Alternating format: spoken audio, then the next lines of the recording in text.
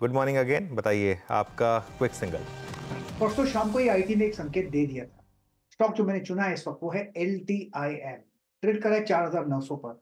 ये लगता है 5,000 पार कर ही लेगा। स्टॉक होगा 4850 L T I am.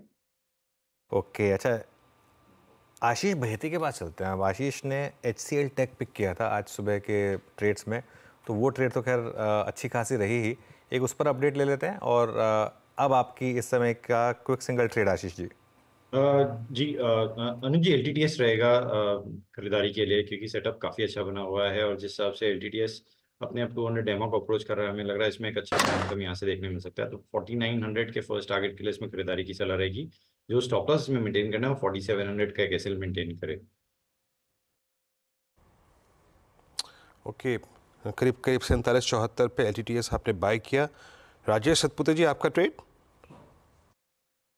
Range obviously IT, मुझे लगता है कि आईटी में जिस तरह से ब्रेकआउट्स आ रहे हैं और जिस तरह से नए नए लेवल्स को ये सरपास कर रहे हैं, तो कहीं ना कहीं लगता है कि यहाँ पे मोमेंटम मिलेगा। सो विप्रो पे ही नजर होगी। न्यूज भी है, मुझे लगता है ये करीबन 495 टू 500 ये इसका एक स्विंग का टारगेट होगा।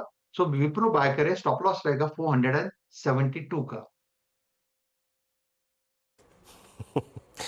धीरे धीरे ये ना आईटी दिवस बन रहा है। और आपकी यार विप्रो का प्राइस स्क्रीन पे लेके आइएगा और रविन की खबर, और उसके बाद पूरा का पूरा स्पेस वैसे ही बहुत स्ट्रांग है। 481 पे कॉल स्क्रीन पे गई। मानस जी, आपका ट्रेड? देखिए, आईटी स्पेस से ही पिक है। कोफोर्ज पे खरीदारी करनी है। स्टॉक ने 200 मूविंग एवरेज को ब्रीच किया है। प्राइस ब्रेकआउट देखने को मिला है। करंट लेवल्स पे आप कोफोर्ज में खरीदारी कर सकते हैं। जो स्टॉप लॉसेस हैं वो 5349 के नीचे लगाने हैं, लेकिन टारगेट आपको 5650, ₹200 ऊपर आप रख सकते हैं कोफोर्ज में। ऑप्शन में आप 5500 का कॉल ऑप्शन, 5500 वाला कॉल ऑप्शन ले सकते हैं। ₹200 के आसपास ट्रेड हो रहा है। यहाँ पर आपको ₹140 का स्टॉप लॉस लगाना है और ₹325 के टारगेट सेट करने हैं। ओके, मीनवाइल मैस्टेक लेकर आइए आप जरा एक बार। देखिए मैस्टेक में क्या शानदार मूव आ रहे हैं इस समय। और ये स्टॉक अब इस समय डे हाई पर। तो ऐसा नहीं है कि सिर्फ एफएनओ वाले स्टॉक्स पर फोकस है, थोड़ा सा कैश मार्केट वाले स्टॉक्स पर भी फोकस करिएगा इस समय। और काफ़ी स्टॉक्स हैं इनफैक्ट जहाँ पर इस समय आपको मोमेंटम दिखाई देगा। आप चलिए, आई थिंक चंदन में जुड़े हैं हमारे साथ। एक बार उनसे भी ट्रेड ले लेते हैं। चंदन, गुड मॉर्निंग। चंदन, आपकी ट्रेड? नमस्कार अनुज वीरू। देखिए, अनुज ने सही कहा, बिल्कुल आज आईटी दिवस बन रहा है और वीरू काफी अच्छा ब्रेकआउट निफ्टी आईटी में देखने को मिल रहा है। और अच्छी बात यह है कि यहाँ पे लगभग 32-34 दिनों का कंसोलिडेशन ब्रेकआउट होकर 50 डे निकल रहा है और सारे के सारे आईटी स्टॉक्स में ऐसा ही बिहेवियर देखने को बन रहा है। तो most of the IT counters पे पॉजिटिव व्यू रख रहे हैं, चाहे इन्फोसिस हो, डिक्सन हो, एचसीएल टेक हो या फिर आपका टीसीएस जैसे काउंटर है। यहाँ पे मेरी खरीदारी की सलाह रहेगी Dixon, one of the strongest IT name है। जो 4 दिन पहले गिरावट हुई वो शानदार तरीके से यहाँ पे खरीदारी में तब्दील हुई है पिछले 3 दिन में। मोमेंटम स्ट्रॉन्ग है और 10,000 के ऊपर होल्ड करती है। एक नए साइकोलॉजिकल ट्रिगर और मोमेंटम यहाँ पे होल्ड करते हुए नजर आएंगे। तो 9,750 का सपोर्ट रहेगा, 10,500 तक के एक्सटेंडेड टारगेट आपको डिक्सन में मिलने चाहिए। जी हाँ, और देखिए बात इस मंच पे होती रही थी और डिक्सन ने आज आखिरकार 10,000 के आंकड़े को छू ही दिया। मतलब सबसे प्रभावशाली स्टॉक रहा है इस दौर का क्या, मेरे ख्याल से मिड ऑफ 22 से अब तक का। प्रशांत, आपका ट्रेड?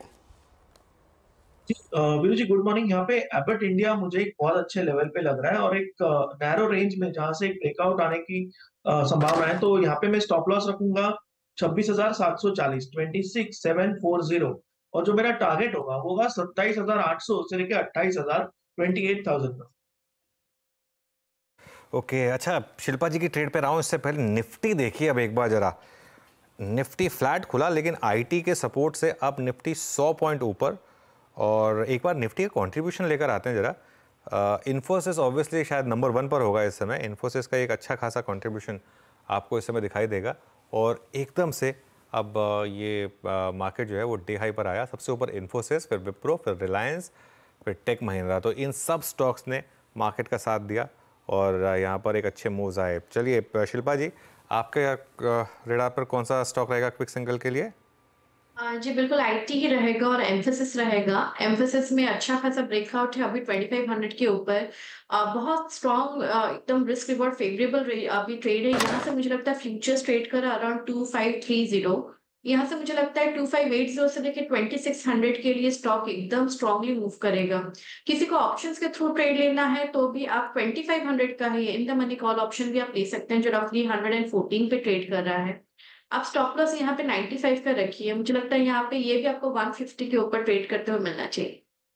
ओके, एम्फेसिस ये रेडार पर रखिए। एंड आई थिंक जैसा मैं कह भी रहा था कि जो यूरोपियन फेसिंग कंपनियां हैं वो थोड़ा ज़्यादा अच्छा कर भी रही हैं वैसे भी। एक आध कैश मार्केट के स्टॉक देखते हैं आईटी में। हमने बात की थी मैस्टेक की जो 11-12% ऊपर था। एक बार फर्स्ट सोर्स लेकर आइए। फर्स्ट सोर्स भी आई थिंक अच्छे मूव शायद दिखा दे।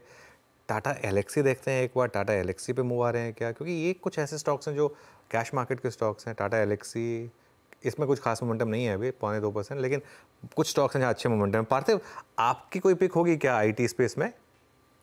सी आईटी स्पेस में हमें लेटेंट एनालिटिक्स बहुत अच्छा लग रहा है। बेसिकली कंपनी का जो बिजनेस मॉडल है it targets a lot of global IT giants जैसे कि एडोबे है, माइक्रोसॉफ्ट है। तो हमने देखा है कि किस तरह से यूएस की IT companies are hitting new highs, और यहाँ से मुझे लग रहा है आगे जाते ऑर्डर्स भी बहुत मिलेंगे। और एड स्पेस में भी आई थिंक बहुत अच्छा काम ये कंपनी कर रही है। वैल्यूएशंस नो डाउट थोड़े स्ट्रेच है, लेकिन जिस तरह की ग्रोथ पोटेंशियल हमें लग रहा है कि आने वाले 3 साल में this is a company which can grow earnings to the CAGR of 18 to 20%। तो उस लिहाज से आईटी सेक्टर में लेटेंट एनालिटिक्स एक बिजनेस स्टॉक है, हमें लॉन्ग टर्म के इन्वेस्टमेंट के लिए से अच्छा लग रहा है। बिल्कुल। अच्छा,